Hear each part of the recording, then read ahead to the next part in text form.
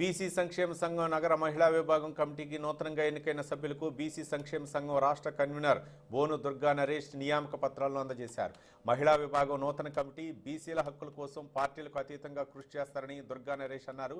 బీసీలకు రాజ్యాధికారం లక్ష్యంగా నూతన కమిటీ పనిచేయాలని ఆయన సూచించారు. సామాజికంగా, ఆర్థికంగా, రాజకీయంగా బీసీలు ఎంతో వెనుకబడి ఉన్నారని, వారి అభివృద్ధికి కృషి చేసి ఏ ప్రభుత్వానికైనా తమ మద్దతు ఉంటుందని ఆయన చెప్పారు.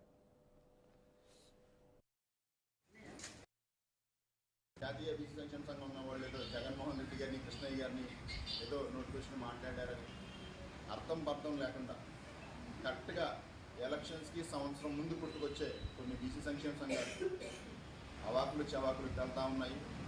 అలాగే కొన్ని అగ్రకులాల పార్టీలో ఉన్న అగ్రకుల బీసీ నాయకులు కూడా కృష్ణయ్య గారి గురించి మరీ చరిత్రంగా మాట్లాడుతూ ఉన్నారు.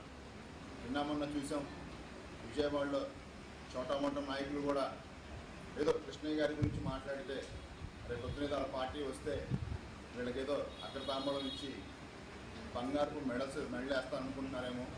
కాబట్టి సిగ్గు శరం ఉండాలి కృష్ణయ్య గురించి మాట్లాడటం అని. కృష్ణయ్య గారి గురించి మీరు ఎంత మాట్లాడితే బీసీలకి మీరు అంత దూరం అయిపోతూ ఉంటారు. ఆర్ కృష్ణయ్య ఒక వ్యక్తి కాదు, ఒక శక్తి. బీసీ సంక్షేమ బీసీలు అంటే దాదాపు 2 రాష్ట్రాల్లో కనీసం 50% బీసీల యొక్క ఆత్మగౌరవాన్ని మీరు దెబ్బతీస్తూ ఉన్నారని మీరు తెలుసుకోవాల్సిందిగా మీకు హెచ్చరికలు జారీ చేస్తాం.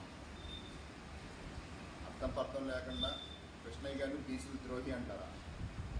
కృష్ణయ్య గారు పదవులు అమ్ముకుంటున్న బ్రోకర్ అంటారా?